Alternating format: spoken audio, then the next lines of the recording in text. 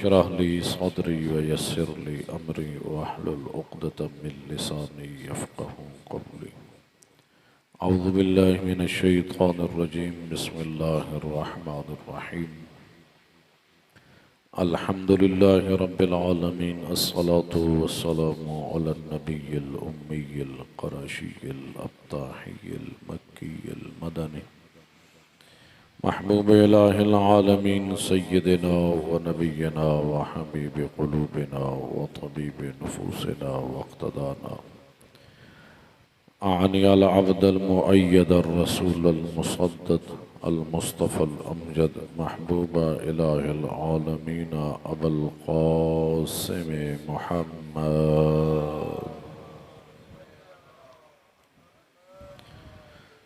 सुम्मा सलातु वस्सलामु अला अहले बैतिहि तय्यबीन अत्ताहिरीन अल मासूमीन व लानतुल्लाहि अला आदाइहिम अजमईन मलऊनीन। अम्मा बाद फ़क़द क़ाल अल्लाहु तआला फ़ी किताबिहिल हकीम। बिस्मिल्लाहिर रहमानिर रहीम। कुल्लु नफ्सिन ज़ाइक़तुल मौत। बुलंदतर सलावात।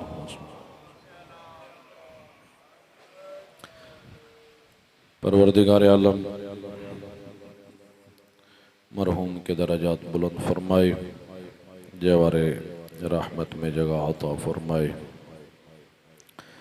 कुरान मजीद की आयत मजीदा की तिलावत करने का शर्फ हासिल किया कि जिसमें खालिक कायनात ने फरमाया कि हर नफ्स मौत का जायका चखने वाला है। हर ज़ीरू अगले आलम में मुंतकिल होने वाला है। मौत का जायका मुख्तलिफ जायके, इंसान जायकों का आदी है। इन जायकों के पीछे बड़े बड़े इंसान सफ़र करता है, बड़े खर्च अखराजात करता है। इंसान दुनिया के जायके चखता है और खालिक की कायनात ने कहा कि ऐ इंसान, तो दुनिया के जायके चखता है, दुनिया के जायकों का आदी है, तूने मौत का जायका भी चखना है। लेकिन मौत का जायका कोई नहीं जानता कि मौत का जायका कैसा है। जिसने चखा वो वापस आकर बता नहीं सकता। जो इस दुनिया में है वो नहीं जानता कि मौत का जायका कैसा है। हम बाज़ रिवायात में दो जायके बयान किए मौत के। शहज़ादे कासिम फरमाते अल मौत अहला मिन अल असल। मौत शहद से ज़्यादा मीठी है। यानी दुनिया के जायकों में सबसे ज़्यादा मीठी चीज़ शहद है। दुनिया की मिठास में सबसे ज़्यादा मीठी शहद का। दुनिया के जायकों का तू आदी है ना, दुनिया की मिठास का आदी है। मौत शहद से ज़्यादा मीठी है। लेकिन बाज़ रिवायात में कि मौत के अंदर कड़वाहट भी है। अल हक़्क़ु मुर्रुन, हक़ के अंदर मुरूर है, कड़वाहट है। अब दो मुख्तलिफ रिवायात हैं। ये नहीं कि मौत के जायके मुख्तलिफ हैं कि कहीं मीठी हो जाती है, कहीं कड़वी हो जाती है। जिसकी ज़िंदगी हक़ पर गुजरी उसके लिए मीठी, जिसकी ज़िंदगी फ़िस्क़ व फ़ुजूर पर और अल्लाह के दीन की मुखालफत में गुजरी उसके लिए कड़वी। इसी तरह एक और अंदाज भी बयान फरमाया, जैसे इमाम जाफ़र सादिक़ अलैहिस्सलाम से पूछा कि मौला मौत की हकीकत क्या है, तो इमाम फरमाते हैं एक मोमिन के लिए मौत ऐसी है जैसे गंदा और बदबूदार लिबास उतार के साफ सुथरा खुशबूदार लिबास पहन लेने का नाम मौत है। लेकिन उसके मुकाबले में एक काफिर और फासिक और मुनाफिक की मौत के एक मलमल का और कमज़ोर कपड़ा एक कांटेदार झाड़ी पर डाल के खींचा जाए तो जिस तरह वो टुकड़े टुकड़े हो जाता है, इसी तरह जब इस काफिर और मुनाफिक और फासिक की रूह को कब्ज़ किया जाता है तो इसी ही अंदाज में वो भी तकलीफ़ उठाती है। अब ये दो अंदाज में मौत की तारीफ़ें की गई, मौत की ताबीरात लाए गए कि मौत मीठी भी है और कड़वी भी है। ये नहीं कि मौत के दो जायके हैं, मौत का जायका एक ही है। मौत के जायके मुख्तलिफ नहीं, लेकिन मौत का जायका चखने वाले मुख्तलिफ हैं।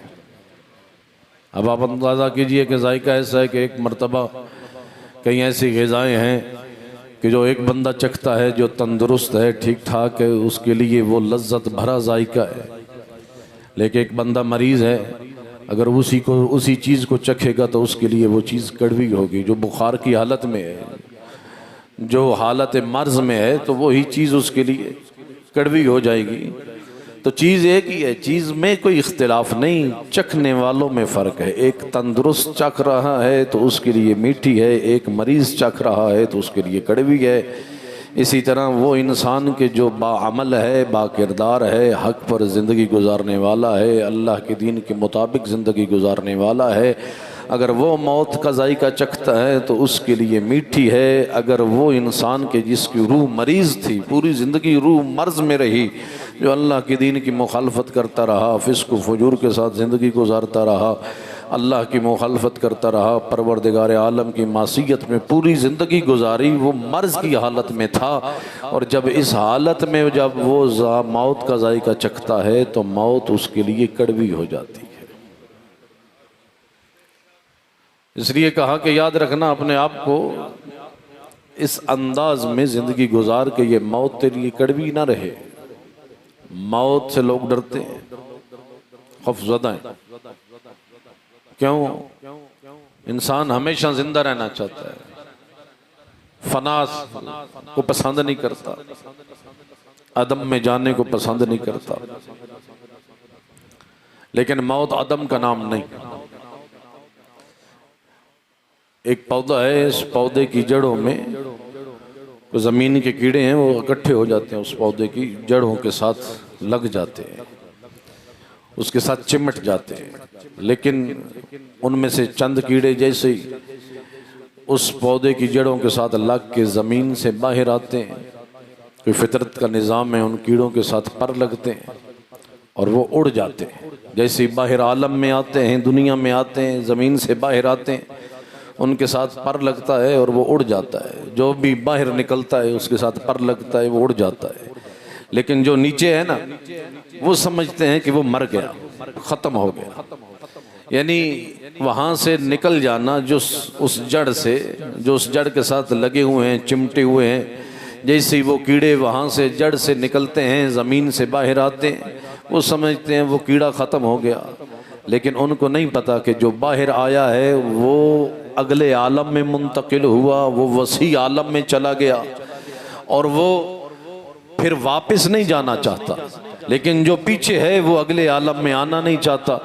इसी तरह यही आलम है, ये दुनिया का आलम, जो इंसान अगले आलम में मुंतकिल होता है, मरता है। हम समझते हैं बंदा ख़त्म हो गया, हालांकि ख़ात्मा, मौत ख़ात्मे का नाम नहीं, मौत अदम में जाने का नाम नहीं, तारीकी में जाने का नाम नहीं। मौत एक आलम से वसी तर आलम में मुंतकिल होने का नाम है कि इंसान एक आलम से दूसरे आलम में मुंतकिल हो गया। लेकिन मौत कोई डरावनी चीज़ नहीं। लोग मौत से डरते हैं, खौफज़दा हैं, मौत का नाम लेना पसंद नहीं करते। फितरतन इंसान, वो एक बादशाह ने ख्वाब देखा कि सारे दांत गिर गए। ताबीरात के लिए बंदों को बुलवाया। एक ताबीर करता है, जो ताबीर करने वाला, बयान करने वाला, कि सारे दांत गिरे, इसका मतलब ये है कि आपकी आंखों के सामने आपका सारा ख़ानदान मर जाएगा।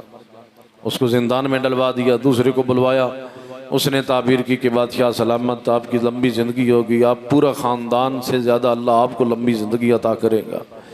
उसको इनामात दिए। मतलब एक ही है, दोनों ने ताबीरात की हैं, दोनों की ताबीरात के अल्फाज अलग थे, मतलब एक ही था कि अल्लाह इस बादशाह को लंबी ज़िंदगी देगा, उसकी आंखों के सामने पूरा ख़ानदान उसकी आंखों के सामने मरेगा, एक एक करके सबकी मौत देखेगा।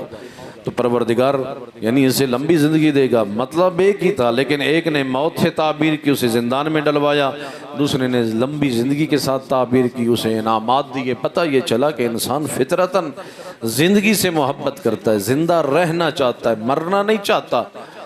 क्यों? मौत से डर है। किस बात का डर है? मौत के अंदर मिठास है, मौत के अंदर खूबसूरती है। मौत मुलाकात परवरदिगार का नाम है।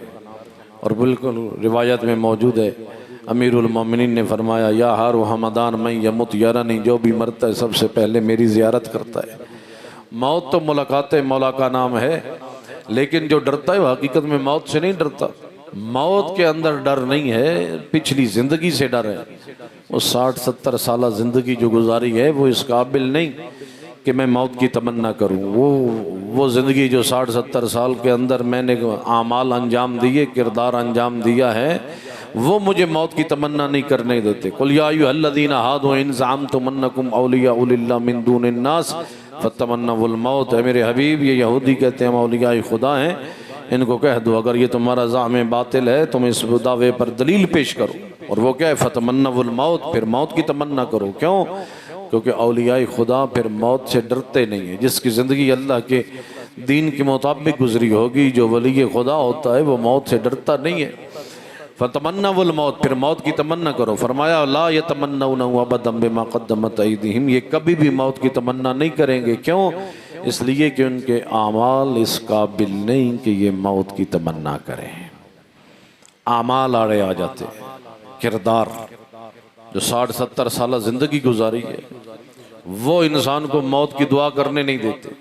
फरमाया तू ख़त्म हो जाने वाला है, ये सब कुछ ख़त्म हो जाने वाला है। खालिक ने तुझे दुनिया के लिए बनाया ही नहीं। माँ खुलिक़्तुम लिद्दुनिया बल खुलिक़्तुम लिल आखिरा, परवरदिगार ने तुझे आखिरत के लिए पैदा किया है। यह दुनिया हदफ नहीं है, दुनिया एक ज़रिया है, दुनिया एक वसीला है। यहाँ से गुजर के तूने अगले जहान में जाना है। तेरा हदफ, तेरा मकसद आखिरत है। इन शिअ्तुमुल अमल फ़अमल लिल आखिरा, अगर कुछ करना चाहता है फिर दुनिया के लिए न कर बल्कि आखिरत के लिए कर। परवरदिगार ने तुझे दुनिया की रानाइयों के लिए नहीं बनाया, दुनिया की रंगीनियों के लिए नहीं बनाया। दुनिया की गफलतों में गाफिल ना हो जा, दुनिया माले दुनिया में गाफिल ना हो जा, दुनिया कमाने में न लग जा, बल्कि तेरा हम आखिरत और आखिरत का घर होना चाहिए। दुनिया का घर धोखे का घर है, आखिरत का घर हमेशा का घर है। फरमाया ऐ लोगो, खालिक ने तुझे अपनी इबादत के लिए बनाया। या अय्युहन्नास उअ्बुदू रब्बकुमुल्लज़ी खलक़कुम, फरमाया है वो लोग अल्लाह के सामने सजदा रेज़ हो जा, उसकी इबादत में लग जा कि जिसने तुझे खल्क किया, तुम्हारे आबाओ अजदाद को भी खल्क किया, इस पूरी दुनिया तेरे लिए बनाई। उस खालिक ने तुझे अपनी इबादत के लिए बनाया। ये सूरज, ये चाँद, ये सितारे, ये सब कुछ तेरे लिए, ये अनाज, ये बारिश, ये सब कुछ उस खालिक ने तेरे लिए बनाया। वह अजीम कादिर मुतलक ज़ात जो हर शय पर कुदरत रखता है, सब कुछ तेरे लिए बनाया, तुझे अपने लिए बनाया और अपनी इबादत के लिए खल्क किया। और मकाम अबूदियत बहुत बड़ा मकाम है। सैयदुल अंबिया की रिसालत की जहाँ गवाही देते हैं, वहाँ उनके अबूदियत की सबसे पहले गवाही अशहदु अल्ला इलाहा इल्लल्लाहु वहदहु ला शरीका लहु व अशहदु अन्न मुहम्मदन अब्दुहु व रसूलुहु। गवाही देते अल्लाह के अलावा कोई इबादत के लायक नहीं, और गवाही देता हूँ कि मोहम्मद अल्लाह के अब्द भी हैं और अल्लाह के रसूल भी हैं। ये मकाम अबूदियत बहुत बड़ा मकाम है। और इसी मकाम पर, ये वो मकाम है जिस पर फ़ख्र करते हुए अली इब्न अबी तालिब नज़र आते हैं। अल्लाह ने बड़े फ़ज़ाइल अता किए, अली इब्न अबी तालिब को किसी फजीलत पर फ़ख्र नहीं किया। अली जैसा आलिम कोई नहीं लेकिन इल्म पर फ़ख्र नहीं किया। अली जैसा शुजा कोई नहीं लेकिन मौला ने शुजात पर फ़ख्र नहीं किया। अली जैसा सखी कोई नहीं लेकिन सखावत पे फ़ख्र नहीं किया।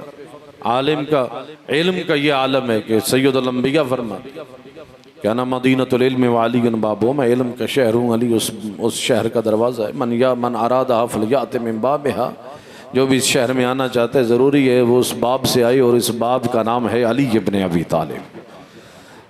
और मेरे अमीरुल मोमिनीन फरमाते लो सुन्नियत लियल विसादा लहकम तो बैना अहलिल कुरान बि कुरानहिम व बैना अहलित तौरात बि तौरातहिम व बैना अहलिल इंजील बि इंजीलहिम। मतलब फरमाते अगर मेरे लिए मसनद इल्म को बिछा दिया जाए और मुझसे आकर पूछा जाए तो तौरात वाले पूछेंगे तो फिर तौरात से, ज़बूर वाले पूछेंगे तो ज़बूर से जवाब दूंगा, इंजील वाले पूछेंगे तो इंजील से जवाब दूंगा, कुरान वाले पूछेंगे तो कुरान से। फिर जवाब भी ऐसा दूंगा कि खुद फिर बंदों की तस्दीक की ज़रूरत नहीं है, खुद किताबें पुकारेंगी, तौरात पुकारेगी अली ने सच कहा है, ज़बूर पुकार उठेगी अली ने सच कहा, कुरान पुकार उठेगा कि अली ने सच कहा। और बहुत बड़ा फरमाया कि जितना तुम ज़मीन के रास्ते जानते हो उससे कहीं बेहतर मैं आसमान के रास्ते जानता हूँ। इन आलम तुरुक़ समावात मिन तुरुक़िल अर्ज़, मैं ज़मीन के रास्तों से बेहतर आसमान के रास्ते जानता हूँ। तुम कितने ज़मीन के रास्ते जानते हो? इंसान खुद अंदाज़ा लगाए कि हम ज़मीन की खुद रास्ते कितने जानते हैं। ज़मीन की गहराइयों तो फिर दूर की बात है, ज़मीन की हकीकतें तो फिर दूर की बात है। क्या हम इंसान अगर आप अपनी तहसील में और अपने ज़िले में कहीं सफ़र करने लगे ना तो ज़मीनी सफ़र, ज़मीनी रास्ते जहाँ पर सफ़र करते हैं अगर उन्हीं को ले लें तो हम वो भी मुकम्मल नहीं जानते। गूगल मैप लगाना पड़ता है, अल्लामा गूगल से मदद मांगनी पड़ती है। गूगल जो कभी ठीक भी बता देता है, कभी गलत भी बता देता है, कभी सीधे रास्ते पे भी ले जाता है, कभी गलत रास्ते पे भी ले जाता है। फरमाया जितने तुम ज़मीन के रास्ते जानते हो इससे कहीं बेहतर मैं आसमान के रास्ते जानता हूँ। लेकिन इल्म पर फ़ख्र नहीं किया, अली जैसा कोई शुजा नहीं। वही सनद होती है जो सैयदुल अंबिया की तरफ से मिल जाए। सैयदुल अंबिया के ये जुमले, ला फतह इल्ला अली ला सैफ इल्ला जुल्फ़कार, के जुल्फ़कार से बढ़कर कोई तलवार नहीं, अली से बढ़कर कोई शुजा नहीं, कोई जवां मर्द नहीं, अली जैसा कोई शुजाअत रखने वाला नहीं। लेकिन अली इब्ने अबी तालिब ने फिर शुजाअत पर फ़ख्र नहीं किया। ऐसा शुजा अली इब्ने अबी तालिब कि किसी ने कहा कि मौला आपको अपने पास एक बहुत मजबूत घोड़ा रखा करें, आप तो बड़ा ताकतवर एक जंगजू शुजा, और जंगजू की शान होती है एक मजबूत घोड़ा, क्यों नहीं रखते? इमाम ने फरमाया दो ही मकामात पर एक मजबूत घोड़ा चाहिए होता है, किसी दौड़ते हुए का पीछा करना हो या खुद पुष्ट दिखाकर भागना हो। का ये दोनों सिफात अली में नहीं पाई जाती। इन दोनों मैदानों में अली को मजबूत घोड़ा नहीं चाहिए। क्यों? इसलिए जो अली को पुष्ट दिखाकर भाग जाए अली उसका पीछा नहीं करता। क्यों? जो अली को पुष्ट दिखाकर भागता है वो हकीकत में अली से खैरात मांगता है, और जो अली से मांगता है अली से खाली झोली वापस नहीं पलटाता। और दूसरा, मैं कभी किसी को पुष्ट दिखाकर भागता नहीं। फरमाया जो भी मेरे सामने आया आज तक मर्द मैदान जंग में आया, लसक़ैतुल अर्ज़ बिन दमे, उसकी खून से मैंने ज़मीन को सैराब कर दिया है। लेकिन अपनी शुजाअत पर फ़ख्र नहीं किया। अली जैसा कोई सखी कोई नहीं। अली आदिल बड़े थे ना, अली आदिल बड़े थे। अली के आदल का आलम ये था कि जारज जरदाक जैसा ईसाई भी ये कहते हुए नजर आता है, लुबनान का ईसाई, लक़द क़ुतिला अली इब्न अबी तालिब लिशिद्दत अदले, कि अली इब्न अबी तालिब को शहीद इसलिए किया गया। अली आदिल बड़े थे। लोगों का मुश्किल होती है, बादशाहों का जुल्म बर्दाश्त करना मुश्किल होता है, लेकिन लोगों से अली का आदल बर्दाश्त नहीं हुआ। अली हक से बढ़कर किसी को अता नहीं करते। जैसी मनसब खिलाफत पर आए, साहिबान हक के दरमियान बैतुल माल को बराबर तकसीम करते, इस्तेहकाक की बुनियाद पर तकसीम करते। जब माल तकसीम हो जाता ना तो आखिर में सजदा रेज़ हो जाते और परवरदिगार से कहते कि परवरदिगारा गवाह रहना, अली ने किसी हकदार का हक अपने पास रखा नहीं है, हकदार का हक उस तक पहुंचा दिया। किसी पर जर्रा बराबर भी जुल्म करना बर्दाश्त न करते। फरमाते इब्न अब्बास लौतीत अकालीम सबआ, अगर मुझे ज़मीन व आसमान के ख़जाने अता कर दिए जाएं, ज़मीन व आसमान की सल्तनत अता कर दी जाए, कायनात की बादशाहत अता कर दी जाए, इस बुनियाद पर कि मैं किसी चूंटी के मुंह से जौ का दाना छीनूंगा, कायनात की ये बादशाहत और सल्तनत और ये ख़जाने ठुकरा दूंगा, लेकिन किसी चूंटी के मुंह से जौ का दाना नहीं छीनूंगा। अली आदिल बड़े थे। कई लोग ऐसे थे जो पार्टी में शरीक हो गए। इमाम जैसे ही मनसब खिलाफत पर आए ना तो लोग साथ दरबारी थे शामिल हो गए, लालच के आलम, लालच कि हमें भी कोई पैसा मिलेगा। आज की सियासत इसी बुनियाद पर लोग पार्टियों में शरीक होते हैं, किसी अपनी दुनियावी मकसद के लिए, अपनी बेटों की औलादों के लिए, मुलाजमतों के लिए, अपनी गली मोहल्ले की गलियां बनवाने के लिए, दुनियावी मकासद के लिए। उस दौर में भी अमीरुल मोमिनीन की खिलाफत में कुछ ऐसे शामिल हो गए, दरबारों में आ गए कि जो लालच के आलम में थे कि हमें भी कुछ मिलेगा। लेकिन अली इब्न अबी तालिब ने हक की बुनियाद पर, इस्तेहकाक की बुनियाद पर जब तकसीम करना शुरू किया ना, लोग मायूस हुए और इमाम की बारगाह से उठे और किसी और की बारगाह में चले गए। पूछा ना उसने जो दुश्मन अली था, कहाँ से आए हो? तो कहा कि हम उस अली के बारगाह से उठ के आया। कुछ मुज़म्मती बयानात दिए। एक जुमला ये कहा, अबखलुन्नास, कायनात का कंजूस तरीन इंसान, उसके दरबार से आए हैं, उस अली इब्न अबी तालिब के दरबार से।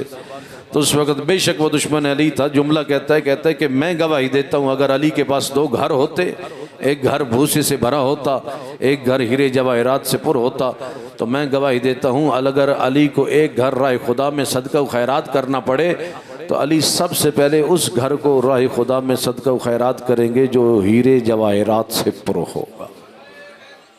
यार, अगर हमारे पास होता तो हम क्या करते? भूसे से भरा हुआ देते या हीरे जवाहरात वाला?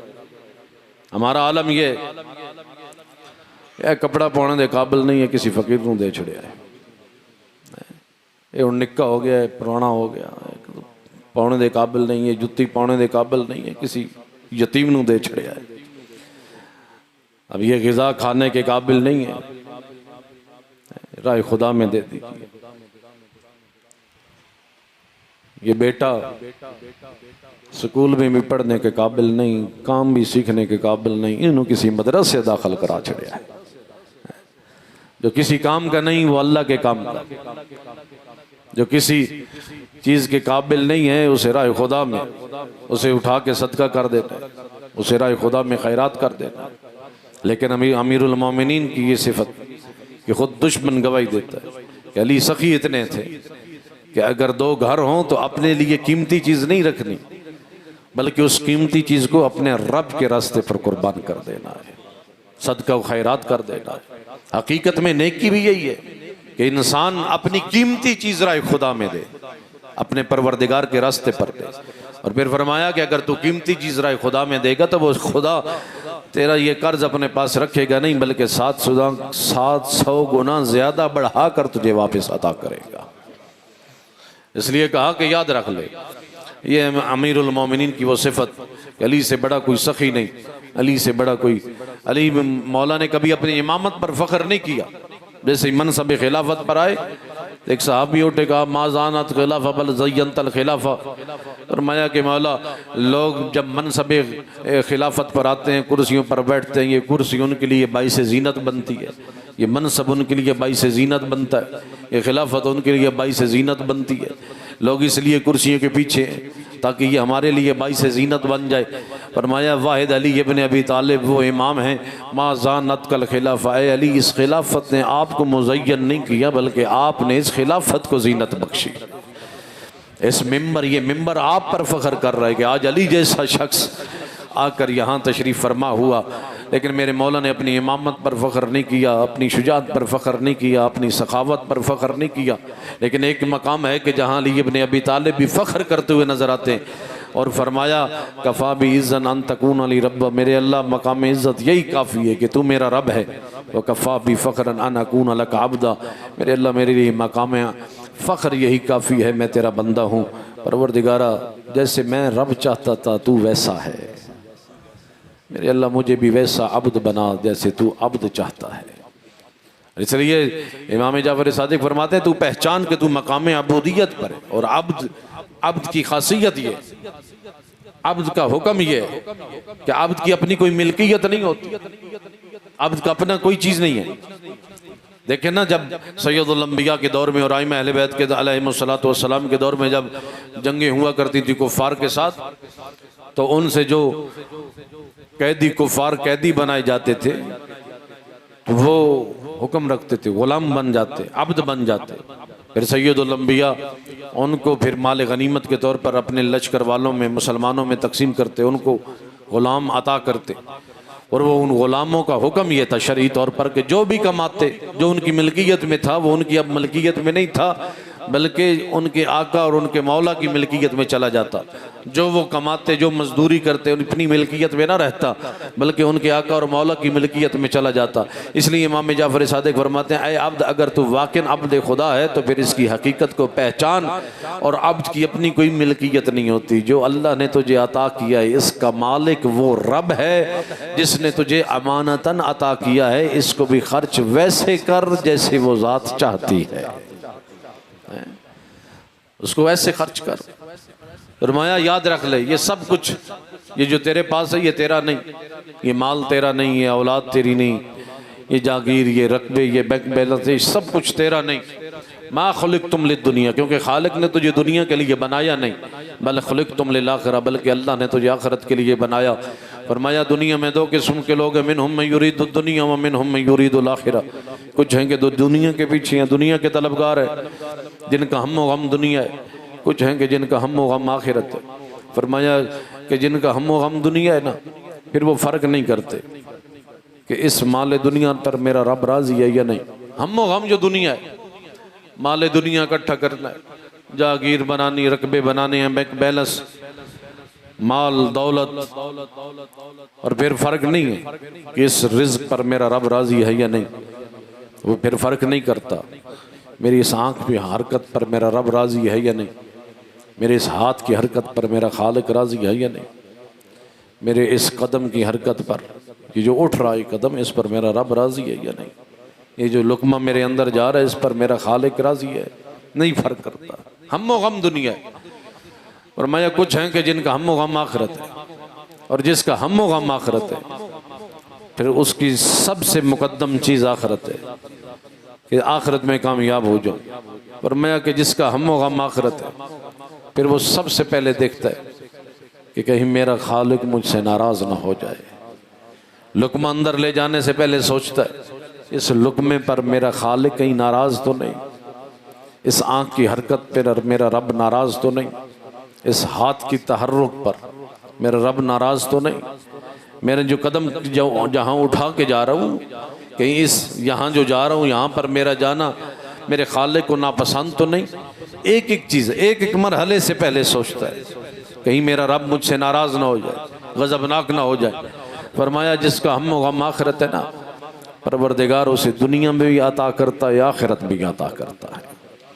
लेकिन जिसका हम्मो गम फ़कत दुनिया है, मासूम फरमाते हैं उसका आखिरत में कोई हिस्सा नहीं। खालिक दुनिया तो अता करता है, दुनिया तो उसे मिलती है, क्योंकि वो रहमान और रहीम वो अजीम ज़ात, वो ऐसी अजीम ज़ात है कि दुनिया में नेमतें अता करते हुए नहीं देखता ये मुझे मानता या नहीं मानता, ये मेरे सामने झुकता है या नहीं झुकता, ये मेरी तौहीद का इकरार करने वाला है या नहीं, ये तौहीद परस्त है या नहीं ना, कोई फ़र्क नहीं करता। वो नेमतें देता है तो सबको देता है, वो अजीम ज़ात है, वो इतना करीम बादशाह है, वो फ़र्क नहीं करता ये मुझे मानता या नहीं, ना अपने लिए नहीं देता है, सबको देता है, अपने बंदे समझ के सबको देता है, चाहे वो काफिर है, मुनाफिक है, फासिक है, दीन का मुखालिफ है, दीन की मुखालफत करने वाला है, वाजिबात की मुखालफत करने वाला है, वो फ़र्क नहीं करता, सबको अता करता है। लेकिन आखिरत फ़कत और फ़कत उनके लिए है कि जो मोमिन भी थे और अमल साले भी अंजाम देते थे। इसलिए फरमाया वल असर इन्नल इंसान लफ़ी खुस्र, ज़माने की कसम ये इंसान घाटे में है, इल्लल्लज़ीना आमनू व अमिलुस्सालिहात, फ़कत वो इंसान घाटे में नहीं है कि जो ईमान भी लाता है और अमल साले भी अंजाम देता है। ये दुनिया ख़त्म हो जाने वाली, इंसान हर लहज़े के बाद मौत की तरफ बढ़ रहा है, इंसान घाटे में जा रहा है, इंसान ख़त्म हो रहा है, ये ज़िंदगी पिघली जा रही है। फरमाया वो इंसान घाटे में जा रहा है, सरमाया कम होता जा रहा है, फ़कत वो इंसान घाटे में नहीं है जो इस अजीम सरमाए के बदले में अजीम मुनाफा भी कमा रहा है। और वो मुनाफा क्या है कि ज़िंदगी को लाभ में खर्च नहीं कर रहा, दुनियादारी के लिए फ़कत बसर नहीं कर रहा, बल्कि उसका हम्मो गम परवरदिगार आलम की इबादत है, खालिक की खुशनुदी है, वो ईमान भी लाता है, अमल सालेह भी अंजाम देता है।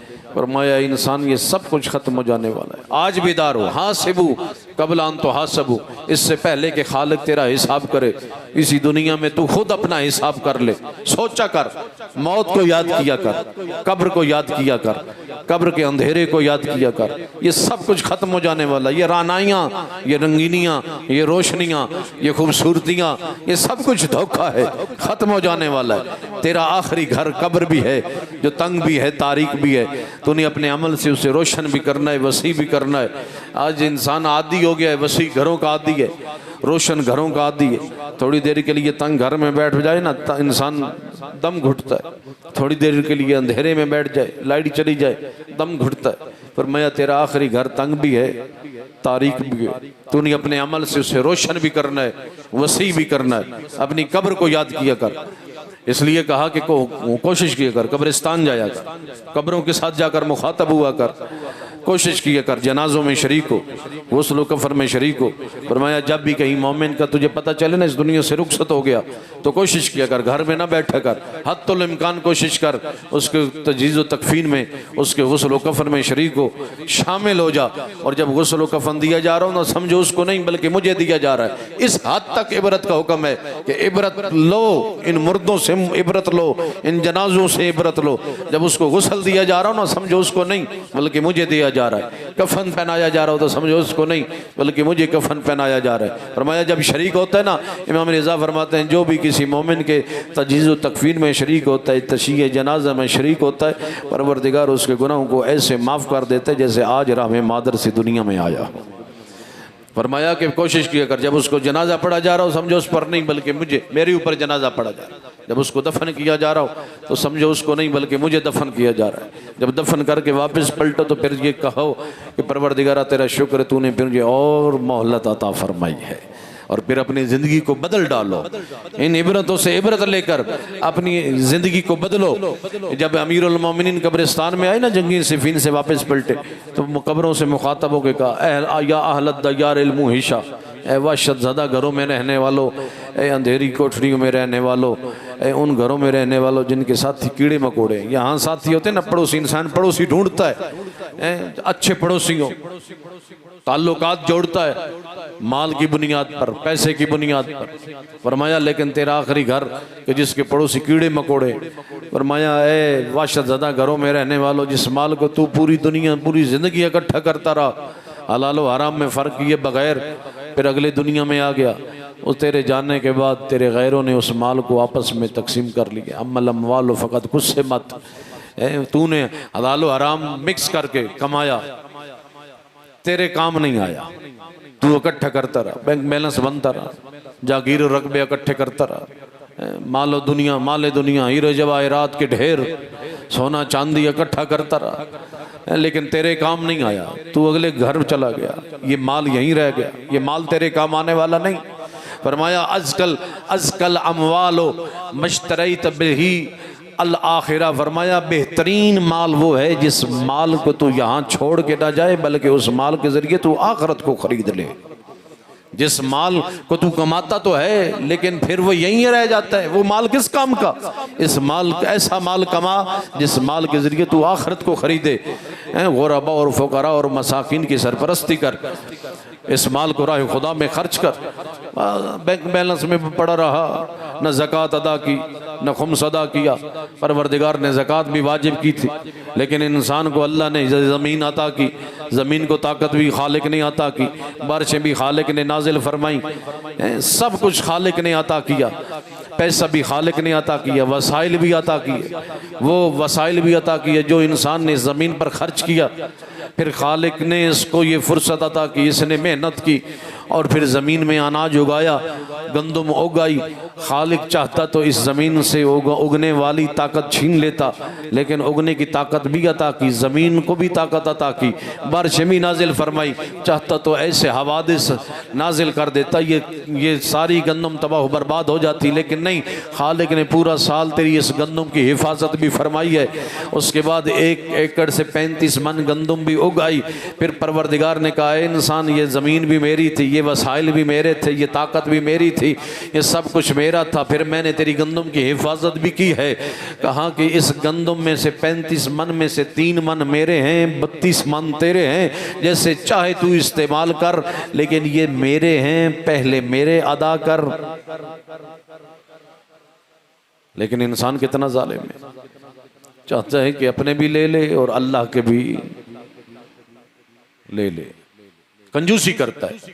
राह खुदा में फिर देता नहीं, न ज़कात न खुम्स, न राह खुदा में ये खर्च खराजात, सब कुछ अपने पास।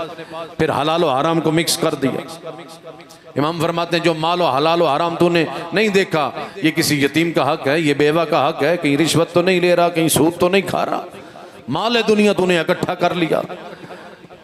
जब तू इस दुनिया से रुखसत हुआ, ये माल तेरे इस काम नहीं आया।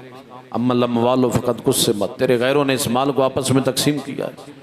तेरे पास था तो हराम था, तेरे गैरों को मिला विरासत में, उनको नहीं पता तूने कहाँ से लिया, उनको तो विरासत में मिला, उनके लिए हलाल हो गया। क्या तूने फिर जब तूने हराम तरीके से कमाया था, रिश्वत कहीं से ली, कहीं से सूद, कहीं से चोरी, कहीं से डकैती, कहीं से हकूक को गस्ब किया, मिलावट की, दूध में पानी में मिलाया, तूने ये कमाया, माले दुनिया इकट्ठा करने में बड़ा तूने चाराजोई की, धोखाधड़ी की, लेकिन फिर तू अगले जहान चला गया। फरमाया फिर तू घर बनाता रहा, बड़ा घर बनाना तेरा हदफ था, लेकिन परवरदिगार ने तुझे फुर्सत नहीं दी उसमें रहने की।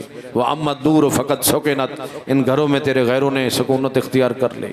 जिन बीवियों से तूने निकाह किए थे, तेरे गैरों ने उनसे निकाह कर लिए। फरमाया था तेरे जाने के बाद ये दुनिया के हालात थे, अब बता आगे के हालात क्या है।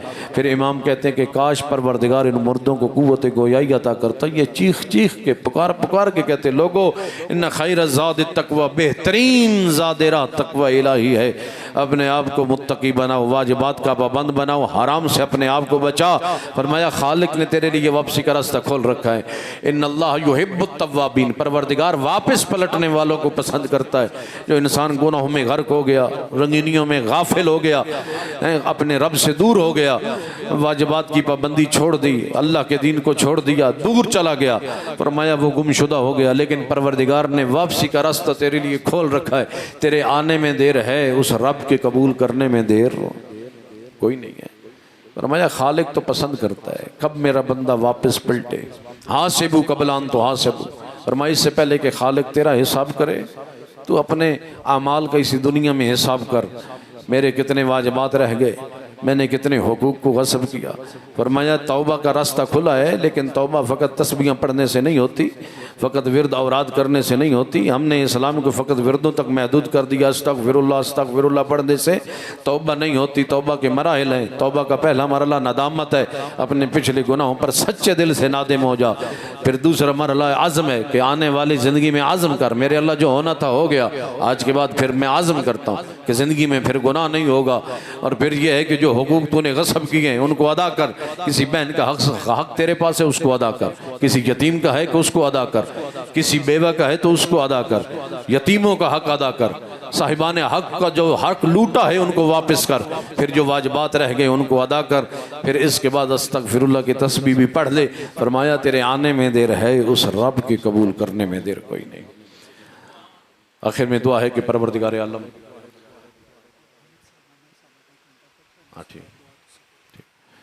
परवरदिगार आलम हमें अपने इस दीन इलाही पर अमल करने की तौफीक अता फरमाए। परवरदिगार आलम मौत को याद रखने और फिर अपनी ज़िंदगी को अल्लाह के हुक्म के मुताबिक ये गुजारने की तौफीक अता फरमाए। बुलंदतर सलावत पढ़िए।